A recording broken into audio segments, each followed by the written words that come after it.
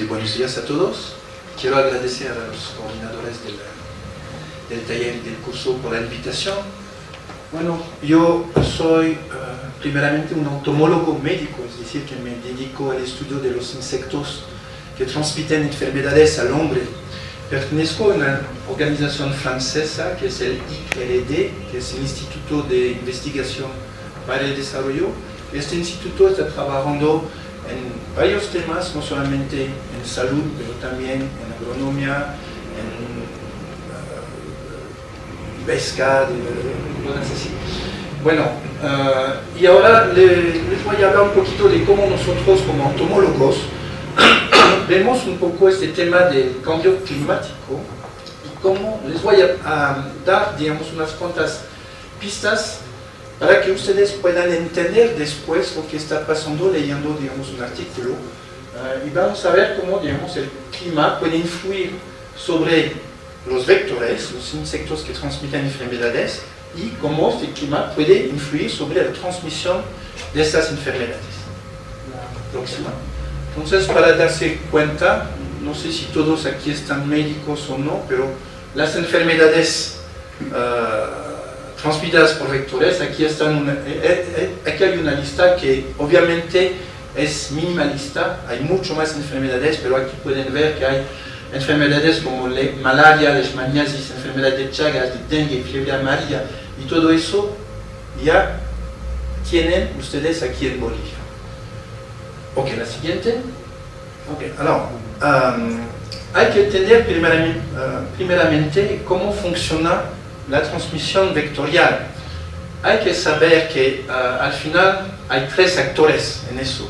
Hay obviamente un insecto vector, hay huéspedes y hay los parásitos, los patógenos. Okay. Y para que eso pueda funcionar, los tres actores tienen que vivir juntos, estar en un mismo lugar. Deben tener contactos, pero también debe tener algo de tolerancia mutual. Uno no tiene que matar al otro, sino se acaba el ciclo. Bueno, tomando eso en cuenta, entonces tenemos los tres actores y los tres actores viven en un medio ambiente. ¿Okay? Ese medio ambiente obviamente tiene relaciones con variables socioeconómicas, con variables biológicas, con variables físicas, y esas variables están obviamente relacionadas con el clima. La siguiente. Entonces, les voy a hablar rápidamente de cómo, digamos, el clima puede influir sobre la transmisión de las enfermedades por vectores, y hay tres puntos que les voy a tocar. Vamos a ver que el clima puede influir de tres maneras diferentes sobre los vectores. Hay efectos directos. Como los insectos son poiquilotelmos, obviamente el clima, y más que todo la temperatura y la humedad, va a tener un efecto sobre el desarrollo de estos insectos. Hay también, el clima va a influir sobre el medio ambiente, y a través de eso, el clima va a tener efectos sobre la ecología de estos vectores, modificando el nicho ecológico de estos vectores. Entonces vamos a ver que la repartición geográfica de las especies puede cambiar, la dinámica de la población de los vectores puede cambiar también, y no hay que olvidar que los efectos del clima sobre la ecología de los vectores es algo muy complejo.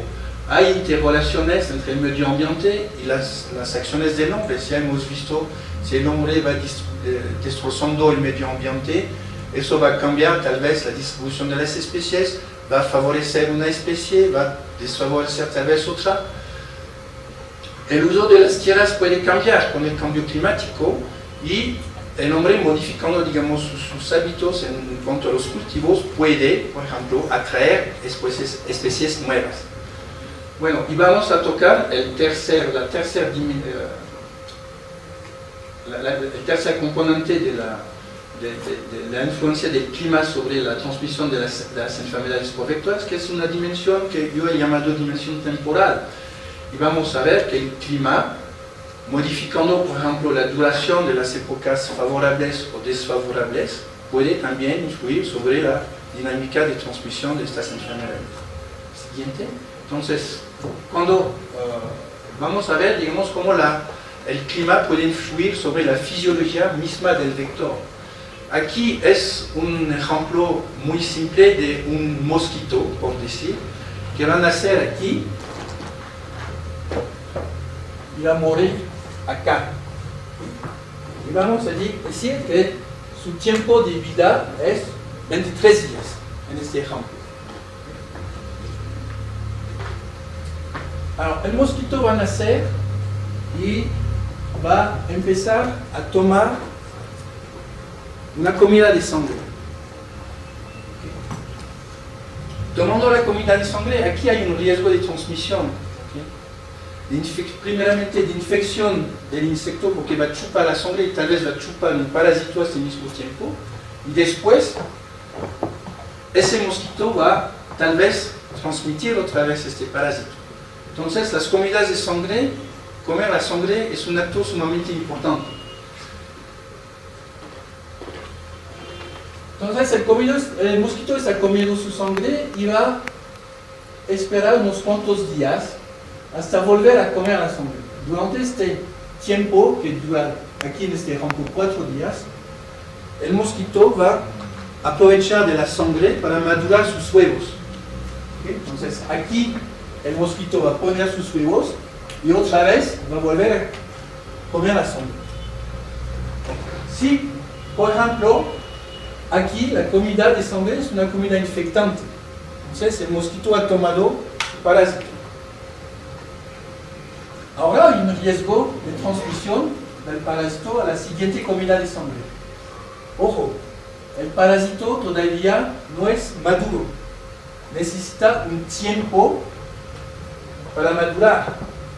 Durante este tiempo, el insecto no va a poder transmitir. Este tiempo, de aquí a acá, nosotros lo llamamos el ciclo extrínseco del parásito. Entonces, la siguiente comida de sangre no hay riesgo de transmisión. Aquí tampoco no hay riesgo. Ahora, aquí el parásito está maduro. Entonces, a la siguiente comida de sangre, aquí sí hay un riesgo de transmisión. Y la siguiente también hay un riesgo de transmisión. Entonces, aquí el insecto está infectante y si va a picar sobre un huésped adecuado, hay un riesgo de transmisión. ¿Okay? ¿Se entiende un poco eso? Entonces, sabiendo eso, vamos a ver cómo el clima va a poder influir sobre esta dinámica de transmisión. A ver, siguiente. Ahora, si el ciclo extrínseco del parásito se hace más corto, eso puede pasar si la temperatura ambiente es más elevada. El parásito se va a desarrollar más rápidamente. Entonces, en este caso, en lugar de esperar 2 o 3 comidas de sangre, aquí se vuelve el insecto infectante. Entonces, en lugar de tener 2 comidas peligrosas, tenemos 3. Entonces, con una temperatura más elevada, el riesgo de transmisión es más fuerte. ¿Otra? Ahora, si el ciclo gonotrófico es más corto, el ciclo gonotrófico es el tiempo que existe entre 2 comidas de sangre. Gonotrófico, trófico es la comida, gono son las gónadas, ¿okay? Entonces es el tiempo que toma el insecto para alimentarse, desarrollar sus huevos y volver a comer. Cuando se pasa eso, igualmente, cuando la temperatura es más elevada, el mosquito va a digerir más rápidamente, su sistema digamos, sexual se va a desarrollar más rápidamente, y entonces la duración aquí es más corta. Y al igual, si el ciclo extrínseco es más corto y el ciclo gonotrófico más corto, entonces tenemos aún más comidas peligrosas. La siguiente. Bueno, y ahora si el mosquito vive más tiempo, entonces en lugar de morir aquí, va a seguir transmitiendo. Y eso puede pasar también si las condiciones climáticas son más favorables. Si la humedad, por ejemplo, en el caso del mosquito, si la humedad es más elevada, si la temperatura es más alta, va a pasar eso. Entonces, con el clima que va cambiando, tal vez podemos tener patrones muy diferentes de transmisión. Una transmisión al origen tal vez pequeña, podemos llegar a una situación de este tipo. Siguiente. Alors, ¿qué hemos visto en estas diapositivas? Hemos visto que ¿qué importa al final? Lo que importa es la duración del ciclo extrínseco, este tiempo que se necesita el parásito para madurar. ¿Okay? La longevidad del vector también, hemos visto. La duración del ciclo gonotrófico para madurar sus huevos. También, no he hablado de eso, a ver, la anterior. La anterior. Okay. Aquí son riesgos de transmisión. Obviamente, si hablamos por ejemplo de malaria, si el mosquito va picando sobre un ser humano, aquí hay un riesgo real de transmisión. Si el mosquito va picando sobre un perro, no hay transmisión del patógeno. Obvio. Entonces, la afinidad del vector por los seres humanos es también un parámetro importante. Eso que llamamos nosotros la antropofilia. Y también, si entiende eso, es que más vectores en un lugar y más riesgos de transmisión puede haber. ¿Okay? Y al final, cuando miramos eso, vemos que casi todos estos factores dependen de factores climáticos. Menos tal vez la antropofilia, pero todos los demás sí. Okay. Alors, la siguiente, pues, no.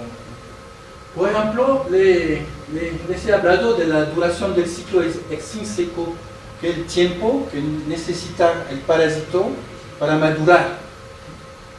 Y vemos en este gráfico, por ejemplo, en el caso del Plasmodium vivax, cuando la temperatura es de 20 grados, vamos aquí, y el parásito necesita 20 días para madurar. Si la temperatura pasa a 30 grados, 8 días. ¿Okay? Entonces, más elevada la temperatura, más rápido se hace el ciclo, más riesgo de transmisión puede haber.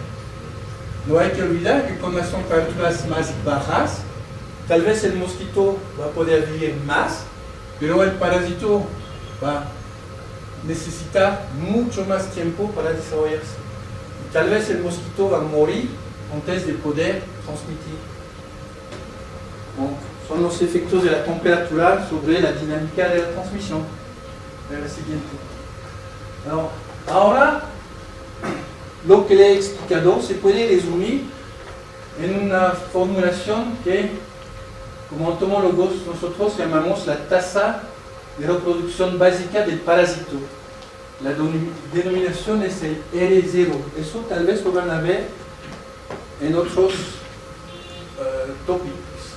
Por ejemplo, el R0 se utiliza bastante en epidemiología, se utiliza para el estudio de epidemias, se utiliza también en ecología. Para nosotros, el R0 es nada más el número promedio de nuevos casos que puede generar un caso primario cuando este caso está introducido en una población de personas susceptibles. ¿Okay? Imaginamos, aquí estamos en esta sala, hay una persona que entra con gripe. ¿Okay? Eso es el caso. Si esta persona, durante su periodo de infección, va a infectar, digamos, a 2 personas aquí, el R0 sería 2. ¿Okay? Podemos ver que en este caso se entiende que si el R0 es más de 1, la población del patógeno va a crecer. ¿Okay? El que ha entrado con su gripe, que ha contaminado a 2, los 2 van a contaminar a 2 más, cada uno, entonces llegamos a 4, estos 4 van a contaminar a 2, etcétera, etcétera. Entonces al final, es más complicado que eso, pero al final, bastante de nosotros vamos a terminar como infectados. Ahora, si el caso entra y no puede transmitir, estamos en este caso y no hay riesgo de epidemia. ¿Okay? Entonces, este R0, nosotros como entomólogos lo utilizamos también para mapear las enfermedades transmitidas. A ver, la siguiente. Alors, lo bueno del R0, no hay que fijarse en eso, no hay que asustarse, pero por ejemplo es el caso de la malaria. El R0 tiene una formulación matemática.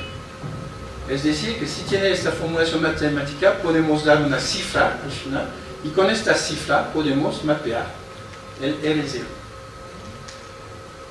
Lo que quiero hacer aquí es llamarle la atención que esa fórmula al final depende bastante aquí de parámetros entomológicos.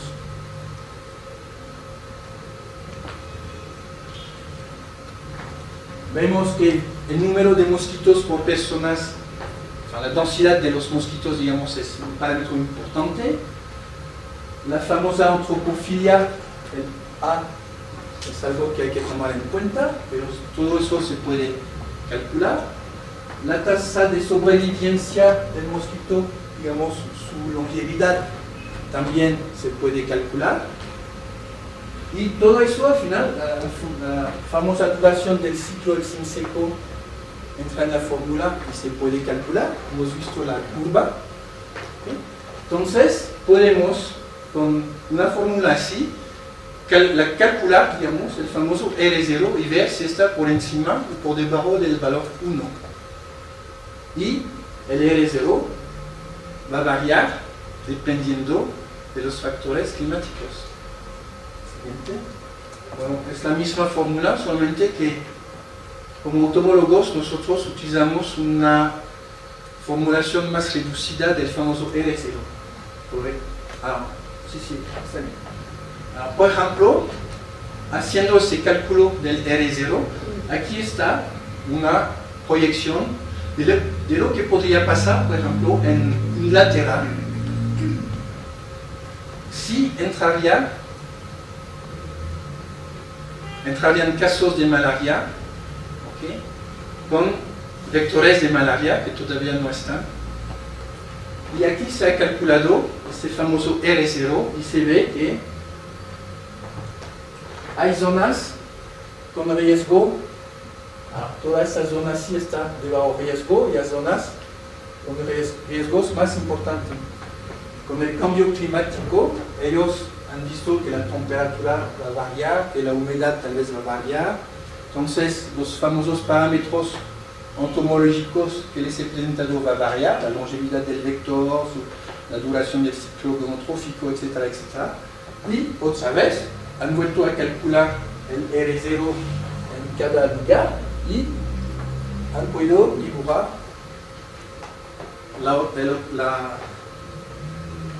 el mapa siguiente y así hacer una proyección de lo que podría pasar en los años que van a venir. Es igual, por ejemplo, aquí es a nivel mundial, se ha calculado el R0 del Plasmodium falciparum, de la malaria, y vemos fácilmente dónde están las zonas donde el riesgo es más elevado. Obviamente, más grande es el R0 y más que el R0 va a estar más de 100. ¿Okay?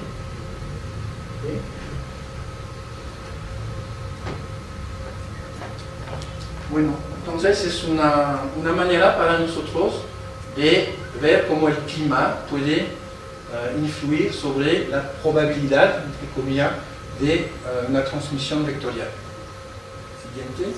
Igual, eso es un ejemplo tomado en una región de Francia y se ha calculado en esta región el R0 durante unas cuantas épocas. Y se ve que en junio, tanto en junio como en septiembre, el R0 está bajísimo, menos de 0,1. Entonces el riesgo de transmisión de malaria en esta zona es mínimo.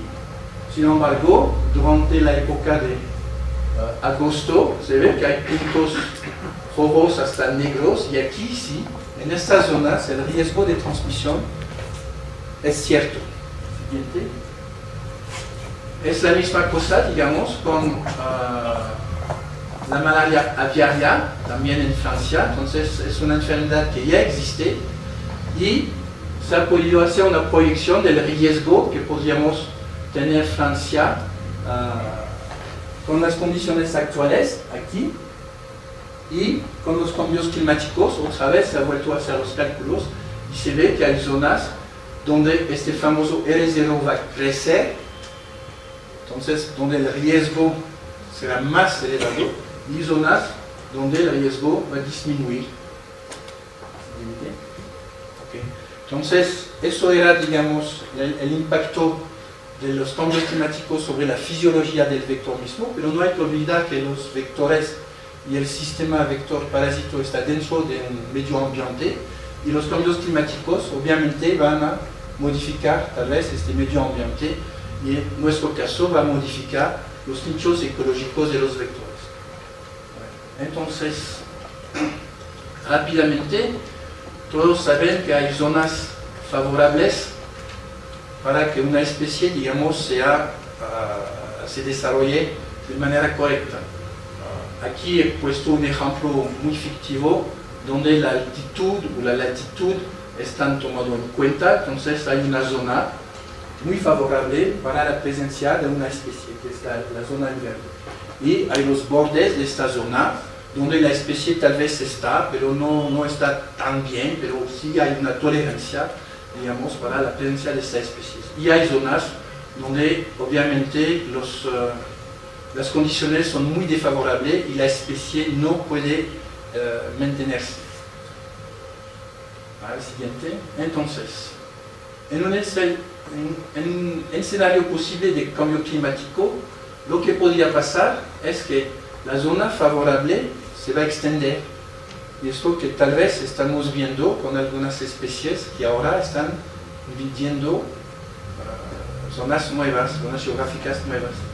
¿Okay? Entonces esta zona va creciendo y el vector que antes no estaba, ahora sí va a venir colonizar. Tal vez las zonas de tolerancia van también a aumentar. A la siguiente. Otro escenario posible es que tal vez se va a eliminar la especie. No podemos siempre decir que, bueno, vamos todos a morir de malaria en los 20 años que van a venir. Tal vez, si las condiciones cambian de manera drástica, en el sentido malo, digamos, para el vector va a desaparecer. Tal vez se va a mantener en zonas de tolerancia donde podría haber un poco de transmisión muy escasa. ¿Vale? Es un ejemplo de aquí, de Bolivia, donde se ve lo que podría pasar en caso de cambios climáticos. A la izquierda, aquí, son criaderos de un mosquito que es un vector famoso aquí en los Andes que se llama Anopheles pseudopunctipedis. ¿Okay? Podemos ver este mismo lugar. Si hay un exceso de lluvias, los ríos que están aquí van a crecer y van a destrozar los criaderos y van así eliminar los vectores. Si esta situación se convierte en algo muy regular, entonces, con los cambios climáticos, en este caso, en esta zona no vamos a tener más de esta especie. Al igual, aquí son otra vez criaderos de este mosquito. Cuando en la época de sequía este lugar se convierte así y no hay más el vector. Si esta situación con un cambio climático se mantiene durante el tiempo, entonces tal vez la especie va a desaparecer de este lugar. Y al revés, en una zona muy seca, si por cambios climáticos podemos volver a una situación así, tal vez el vector va a poder instalarse y aquí empezar ciclos de transmisión. Alors, ¿cómo podemos predecir eso? Como ontólogos lo hacemos de esta manera. Digamos, es un mapa donde sabemos que hay zonas favorables. ¿Sí? Con los plus aquí que están aquí. ¿Sí? Porque aquí hay lluvias, no en exceso, pero hay criaderos para el mosquito en este caso. Y las zonas favorables están aquí marcadas con este plus. También sabemos que los vectores, por el momento, por decir, están en una altura que les conviene. Entonces, aquí es el mapa de las zonas favorables por la altitud. Y por encuestas que hemos hecho, hemos visto que la especie está en estas zonas.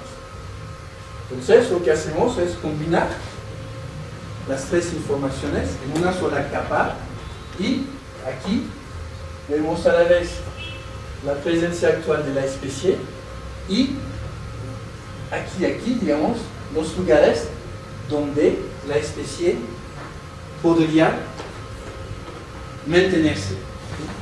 Son los nichos ecológicos favorables. Bien, siguiente. Entonces, basado en este tipo de información, podemos predecir, al igual que anteriormente, hay mapas de presencia, que es un flebotomos, que es un vector de Leishmania, en una situación dada. Con los cambios climáticos se van a modificar los nichos ecológicos, entonces volvemos a calcular las capas de presencia potencial y llegamos a un mapa de riesgo de presencia de la especie con los cambios climáticos. Siguiente. Aquí es lo mismo, es a nivel de Europa y son mapas de riesgo del dengue a lo largo de los años que van pasando. Entonces, es una situación que ha sido examinada en los años 60-90, no se ve muy bien, pero digamos, el dengue era presente, el riesgo de dengue era bastante elevado en Italia, tal vez un poquito en España. Con los cambios climáticos se van modificando el medio ambiente. Aquí no solamente el medio ambiente, pero también podemos incluir capas de variables socioeconómicas como la densidad de población, la urbanización, y cosas que están relacionadas con la ecología del vector. Y vamos así calculando con los cambios en estas variables, los cambios en los nichos ecológicos favorables. Siguiente. Es lo mismo, eso es el nivel de otro vector, de Saides albopictus. Tal vez está en Bolivia, no sé. Todavía no. Pero va a llegar. Sí, va a estar o no está. Pero es un mosquito que es muy conocido como vector de chikungunya. Y hemos podido calcular a nivel de Europa las zonas, digamos, favorables y no favorables para la presencia del vector. Así como se ve, digamos, en este mapa, por decir, los que habitan Suiza no tienen que asustarse, ¿okay? No hay riesgo. Sin embargo, tal vez en unos 15 años más va a haber zonas peligrosas. Entonces, eso es, digamos, para que la gente sea preparada para una introducción, una llegada de este vector en estas zonas. Al final voy a terminar con eso. Les he dicho, hay 3 puntos importantes que hay que tocar con los cambios climáticos. Hay una dimensión temporal que es muy importante. Está más o menos adentro de lo que le he explicado ya, pero vale la pena volver a explicar un poco eso. Ya hemos visto la dimensión temporal está en el famoso ciclo gonotrófico, más corto, más largo. En la duración del ciclo extrínseco, más corto, más largo. Eso. La longevidad del vector es una dimensión temporal, pero eso ya lo hemos visto. Sin embargo, eso todavía no.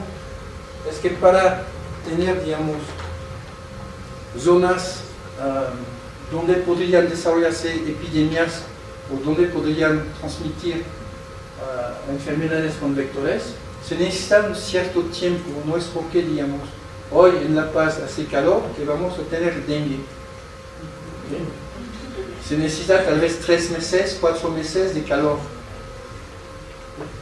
Entonces, sin tener, digamos, todo este tiempo necesario, no hay riesgo. Y eso sí va a cambiar con los cambios climáticos. Hay zonas, tal vez por el momento en Bolivia, donde el clima está favorable, pero solamente durante un tiempo corto. Entonces no hay el tiempo suficiente para tener una transmisión activa, que sea de dengue, de leishmania, de malaria, de cosas así. Sin embargo, con los cambios climáticos, tal vez estas zonas que son favorables para la presencia del vector, pero no favorables para el desarrollo de un sistema de transmisión, tal vez estas zonas se van a volver favorables. Porque el clima va a alargar, tal vez reducir el periodo favorable para tener estas transmisiones así. Y así, por ejemplo, es un mapa, al igual que las mapas que hemos hecho anteriormente. Es el mapa donde se ve justamente el periodo favorable para la transmisión de la malaria. ¿Okay? Entonces, 12 meses favorables en el centro, aquí la malaria está todo el año. Ahora, con 1 o 2 meses de condiciones favorables en los bordes aquí, tal vez no es suficiente para tener una transmisión de malaria. Entonces, en base a este tipo de cálculos, se han hecho lo mismo, digamos, al nivel de África, tomando en cuenta una proyección en los años 20 y 30, más o menos, y con los cambios climáticos, una proyección 20 años después, en los años 50, 2050. Y lo que han podido ver es que al final va a haber una disminución de la época de transmisión en el borde del Sahel, es esta zona en azul. Se ve que el periodo necesario para la transmisión de la malaria va a ir reduciendo, pero la época de transmisión, la duración de la época de transmisión va a aumentar en las zonas de altura. No puedo mostrar, pero en estas zonas, digamos, rojas, que son zonas montañosas de África. Antes no había, digamos, tanta malaria. En los años 2050 tal vez van a tener todo el año como periodo de transmisión. Entonces hay que prepararse en estas zonas para tener más casos y casi todo el año. Bueno, nada más. Gracias.